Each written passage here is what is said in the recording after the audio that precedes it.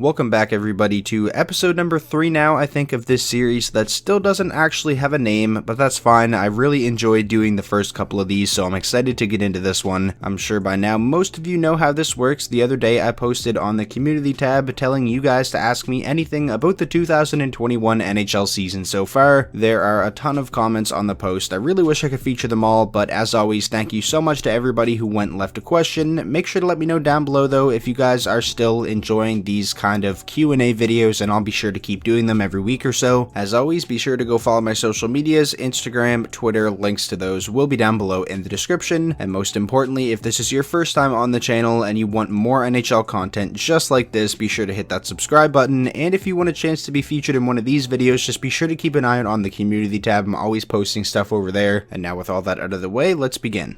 Starting us off, the first question comes from Joseph Zito, who says, I honestly don't know if this has been asked here before, but I know it's obviously been talked about in the media. Auston Matthews, 50 and 56. As of Thursday night, he has 18 and 20. If not 50 and 56, what do you think he'll get? I'm gonna say he doesn't do it, and that's just me being a realist. Like, that is a ridiculous pace, 50 goals in 56 games. Even if he was at like 23 or 24 goals right now in 20 games, I would still probably say he'd slow down and not get 50 and 56, but the fact that this is even a question that can be asked without people, kind of looking at you like you have 4 heads is insane, and it just speaks to how good of a season Matthews is having. So again, I don't quite think he'll get 50 and 56. I hope he does though, because he's on my fantasy team, and I want to win. This next comment comes from the glorious 9712, who says, do you think with the season Chicago is having, they could be buyers going into the deadline? I'm gonna say no, and I don't think they should be either. Yes, they've been having a lot of success so far this season, but this is still a team in a rebuild, and that should be looking towards the future. I don't think it'd be smart if they went out and spent a bunch of future assets on like a rental or something like that. Honestly, wouldn't be surprised if we see Chicago sell a little bit. Matthias Janmark, they could sell high on him. He's been having a really good season. He's on a 1-year contract. Carl Soderberg is on a 1-year contract, so maybe they do something like that. Honestly though, I feel like Chicago may be one of those teams that just don't do anything, keep things the way they are, see how long this team can continue this kind of run, and honestly I don't think that'd be a bad idea. Moving on now from 37 Will Dog, after Julian's firing, which coaches are next on the chopping block in your opinion? I want to say Jeff Blashill, but I don't think that's going to happen at least until the offseason. I think I'd probably go with Ward in Calgary based on the struggles they're having, and then probably John Hines in Nashville. The Predators are an absolute mess right now. With the roster that they have, there's no reason they should be as bad as they are, so I definitely think John Hines is on the hot seat right now. Next up from I Don't Give Kachuk, this one kind of correlates with the last question. How do the Flames fix their act asking for a friend? Funny enough, right now as I'm recording this video, the Flames are actually beating Ottawa 5-2 right now with about 6 minutes to go in the second period, so hopefully that is the start of something good for the Flames, but it definitely has been a pretty disappointing season. I know a lot of Flames fans are not a fan of Ward as the coach, and like I said, I think he is definitely a guy that could be on the hot seat or on the chopping block next, so maybe we see a coaching change, but even if that happens, like, is that going to fix all of their problems? Probably not. Honestly, I feel like if Calgary misses out on the playoffs this season, there is a really good chance we could see them make a significant trade in the offseason. Next up from Hockey Rink, when will Seider come to play for the Red Wings? It all depends on when his season in the Swedish Hockey League ends. I mean, I'd really like to see at least a glimpse of Mo Seider with the Red Wings at the end of this season, but in all likelihood, it's going to be the start of next season, I think. His team in the SHL, Rogel, I think that's how you pronounce it, they're a very, very good team, and there's a good chance they're going to go on a deep playoff run, and if that happens, then we're not going to see him this season, but if they get bounced early, then there's a chance. Moving along now, this comment comes from Brendan Fosgit. I hope I said your name right, Brendan, and I apologize if I butchered it, but Brendan asks, who isn't in the playoffs today, but you think will be when the season ends? For me, this one comes down to the Penguins and the Stars. I'll probably go with Dallas. They've only played like 15 games up until this point. They had the outbreak early in the season, and then the weather in Dallas kind of screwed them over as well. They are currently 6th place in the Central Division with a 6-5-4 record. In order to get into the playoffs, one of Florida, Tampa, Carolina, or Chicago will have to fall out. Out of those teams, obviously, I think I'd go with Chicago being the one to fall out, but I mean, we'll have to wait and see. This next comment comes from Ben Weagle, who says, are Brady Tkachuk and Tim Stützle becoming the best bromance in the NHL? 1000%. That video of Brady Tkachuk sitting in the penalty box with his jersey off after fighting and him looking looking at Tim Stützle out on the ice who's looking back at him and they're just smiling and laughing. That video is hilarious. Next comment comes from Kiruku. I hope I said your name right. I apologize if I butchered it. Shout out to all my fellow NBA fans though. This question is, do you think the Raptors should trade Lowry? And I do not think so. I would be extremely upset. From Zion Foster, are the Florida Panthers a legit contender? I actually uploaded an entire video dedicated to the Panthers yesterday and kinda talked about that in the video, so go check that out if you have not already. Moving along now from CWOO, is Charlie McAvoy a dark horse for the Norris? He should be, but I don't think he's gonna get too much recognition. McAvoy has been a beast in both ends of the ice really, but especially defensively, and unfortunately in the NHL, the Norris isn't really about the best defenseman, it's sort of about the best offensive defenseman it seems like, and just given the fact that McAvoy isn't even in the top 10 for defenseman scoring this year, I don't think he's gonna get a whole lot of recognition, like I said, which is unfortunate. Continuing on now, this person asks, who is having the best bounce back season? Now I don't want to dive too deep into this because I actually plan on making an entire video on players that are bouncing back in the near future, but I will give you one name, and that is James Van Riemsdyk. Last season he wasn't awful, but relative to his contract it was a pretty disappointing year. In the offseason there was talk about how Philadelphia would get rid of that contract, maybe a buyout, maybe trade him away with an asset to get a team to take on that contract, and now you look at what JVR is doing this season. He's got 22 points in 16 games, he's leading the Flyers in scoring, so I'd say he's bouncing back in a big way. Moving along now, this next comment comes from Hugh Barkhurst, who says, what are your thoughts on the Jeff Skinner fiasco? It's a pretty big mess. Honestly, at this point I am starting to feel a little bit bad for Jeff Skinner. Like, yes, he has not been good enough since signing that massive contract, but he's literally not even getting to play at all now, and when he was playing early in the season, he was stuck on the fourth line playing like 12 minutes a night. He's not a player that's going to do well in like a fourth line checking role. That's not who Jeff Skinner is. The past couple of games he's been a healthy scratch, and then I think it was last game for the Sabres, Eichel was out, and then they brought in Tage Thompson instead of Jeff Skinner. I don't know if Ralph Krueger has something against Jeff Skinner. Like I said, we all know Skinner hasn't been good enough since signing that contract, but like, you can't tell me there's not a spot in the Buffalo Sabres lineup for somebody with the skill level that Jeff Skinner has. He definitely hasn't been put in a position to succeed. I honestly have no idea where the Sabres and Jeff Skinner go from here. Like I said, it's kind of a mess. Next up from Jacob Fielder, will the NHL ban the Michigan goal? I'm gonna say no. I don't really think it happens enough. It's not like they're happening every single night. I mean, they're extremely rare. We've only seen it happen twice, and both times it was Andrei Svechnikov. It is a ridiculously difficult move to pull off, especially at such a high level, and the rule is if your stick is under the crossbar when it makes contact with the puck, then it's a good goal. So yeah, I definitely don't think they're going to ban it, and I don't think they have a reason to either. If the NHL did do that, that would just mean that the NHL hates fun. Moving on now, this next comment comes from Buffalo fan 716, who asks, do you think the Buffalo Sabres should trade Jack Eichel? No, I don't think they should. However, if I was in Jack Eichel's position, requesting a trade is something I would strongly consider. This is Eichel's 6th season in the NHL, and not only have the Buffalo Sabres never made the playoffs once with him on the team, they haven't even really came close. In 2020, 24 teams made the playoffs and Buffalo still couldn't get in. The Buffalo Sabres have failed Jack Eichel. It's as simple as that. They haven't even really shown any signs of improvement as a team throughout his entire career. There has been glimmers of hope, like the start of the 2018-19 season and the start of the 19-20 season, but then they would just fall off a cliff. So again, no, I don't think Buffalo should trade Jack Eichel. When you have a player that talented at his age, you obviously want to keep him, but they might have to if Eichel forces it upon them, and I don't think anybody should blame Eichel if that happens. Next up, this comment comes from Zach, who says, when Carey Price loses his starting job to Jake Allen and Allen brings the Habs to the playoffs, does Marc Bergevin trade away or even buy out Carey Price? Love the vids, by the way. Thank you for the support. No matter what happens with Carey Price, if he bounces back or if he doesn't bounce back, there's not really too much Marc Bergevin can do. You're not buying out that contract. It is way too big, and I don't think that's a tradable contract either. I feel like it'd be next to impossible to move it, so honestly, again, I don't really think there's anything Bergevin can do. You sort of just have to hope Carey Price bounces back. Next up from Carter Conroy, who do you think is the biggest name that will be traded before the deadline? It's hard to say. Maybe Taylor Hall, since he is on a one-year contract and Buffalo's probably not going to be in the playoff hunt around the trade deadline, so maybe they try to get some assets for him. Kyle Palmieri is a guy that I think could likely be dealt. Maybe somebody from the Montreal Canadiens who has just 1 year left on their contract, Philippe Deneau, Thomas Tatar. This year's deadline is going to be pretty weird. I feel like a lot of the deals that would normally happen at the deadline will happen like a week before, just because of the quarantining and everything like that. Moving on now from Grant G Productions, does Jesse Puljujarvi reach his potential that was expected when he was drafted? I'm gonna say no. I don't think he's ever gonna be the player that everybody expected him to be when he was taken by the Oilers. There was a lot of hype around Puljujarvi. He was expected to be, one of the league's best power forwards, or eventually develop into that. However, I do think Puljujarvi is going to be a very useful player for a very long time for the Oilers. You can tell just by watching him this season that he has matured a lot. At his peak, if I had to guess, I think Puljujarvi will be, a solid two-way forward who can get you 20 goals, maybe 40 to 55 points. And that's not bad at all, especially when you consider the fact that it wasn't too long ago that nobody really thought he'd ever play for the Oilers again. From Carter Craig, who would win the imaginable Most Improved Player award this year, which by the way, should be a real award. I would give it to Justin Hall, defenseman for the Maple Leafs. Yeah, his offensive numbers don't jump out at you, but he has been just a revelation for that team. He's been so important for them this season, and he's not really a guy who you would have expected that from too, so I would probably go with Justin Hall. And now for the final comment of the video from Cody Ryan, what is the best reverse retro jersey on the ice you've seen so far? It's definitely a lot different seeing the teams wear the jerseys on the ice as opposed to just looking at photos of them when they were originally released. Like for an example, when I first saw the Vegas Golden Knights reverse retro, wasn't a big fan of it, but when I saw them actually wearing it in the Lake Tahoe game especially, I actually liked it a lot. My favorite though, I think I'll go with Buffalo's actually. We've done a lot of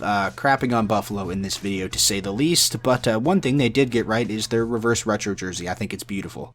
So that is going to do it for another one of these Q&A videos. Like I said at the start, if you're still enjoying these and you want me to continue to do them every week or so, be sure to let me know down below in the comment section. Again, I apologize if your comment was not featured in this video, but don't worry, there's going to be many more interactive videos like this in the future. If you did enjoy the video, please be sure to leave it a like. That is the best way to show your support. And most importantly, if this is your first time on the channel and you want more NHL content just like this, be sure to hit that subscribe button, and I will talk to you all in the next video.